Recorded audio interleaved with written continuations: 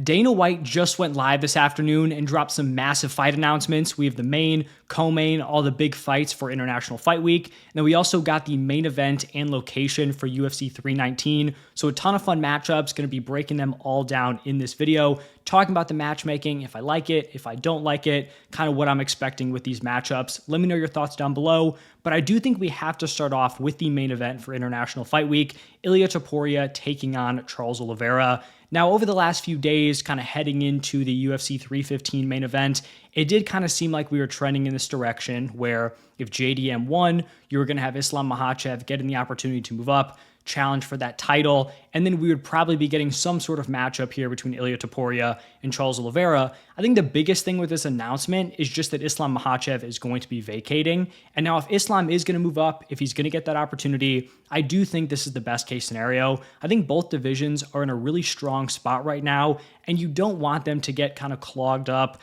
held down by Islam potentially holding both belts, already not the most active fighter, right? So I think having him maintain the lightweight title, move up, potentially win the welterweight belt, I just don't think it would be great for either weight class. 155 is going to be just fine. This is an amazing fight between Ilia Topuria and Charles Oliveira, two of the most entertaining fighters, in the world. You still have guys like Justin Gaethje, Arman Tsarukyan, Max Holloway entering the mix. Like, this is still a very deep weight class with a ton of super viable title challengers. So if Islam's moving up, I think having him vacate was the right thing to do. And then this Topuria-Charles matchup, I mean, this is going to be must-see TV.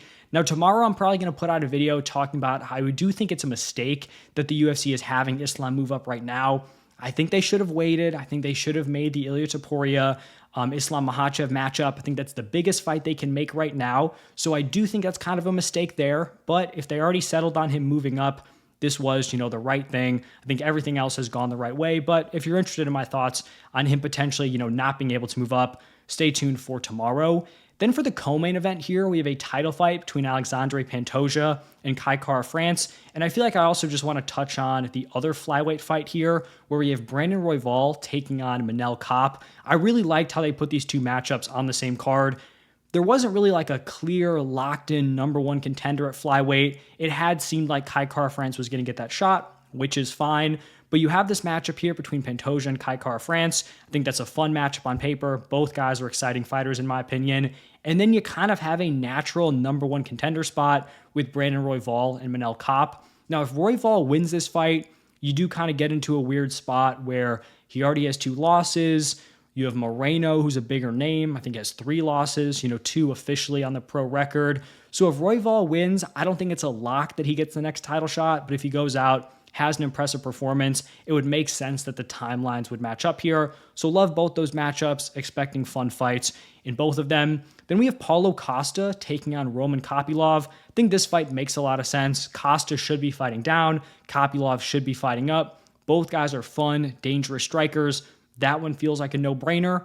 At lightweight, we have the rebooking of Beneil Dariush and Renato Moicano. This was supposed to go down on the card where Moicano stepped in on short notice to take on Islam Makhachev. Personally, I didn't need to see this one get rebooked.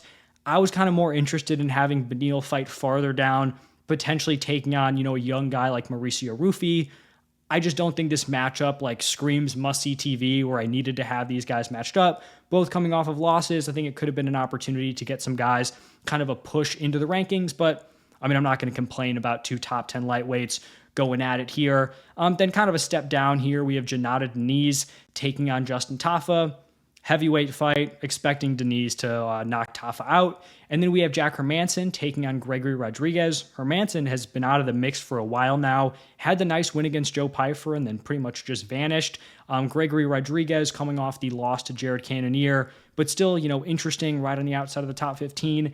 That is a fun matchup. And then we have Viviane Araujo taking on Tracy Cortez, 2 top 10 women in the flyweight weight class, which is kind of moving right now. We have the title fight. You have Jasmine Jasdavicius. You have Natalia Silva picking up a nice win. You've got some matchups with Rose and Miranda Maverick, Blanchfield and Barber. So a lot of movement within that weight class.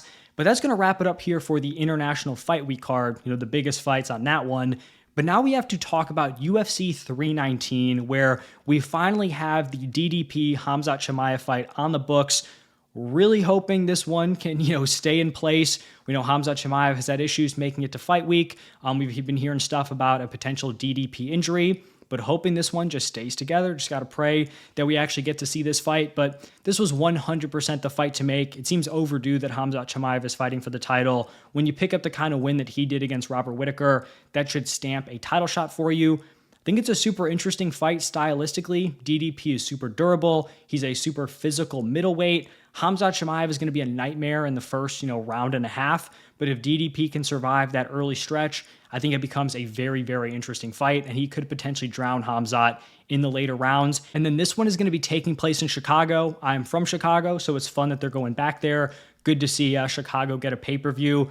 But, really no complaints with this matchup. It was the fight to make. It's a huge main event. I think it's, a great headliner for a pay-per-view. So those are the big announcements. I don't think there was anything that was crazy unexpected. I think the overall, takeaways here, good to see the DDP Khamzat fight get booked for International Fight Week. Even though I don't love Islam moving up, I think the fact that he's vacating the title is a big deal, and I do think that was the right way to play it. International Fight Week is looking fun. Not only do we have big name matchups like the main event with Ilya and Oliveira should be a fantastic fight. Same thing with the flyweight matchups. I think Costa Kopylov is going to deliver. So I think a lot of the right fights being made, some fun matchups. But let me know your thoughts down below. Do you like the main events for these two pay-per-views? What do you think of the other fights?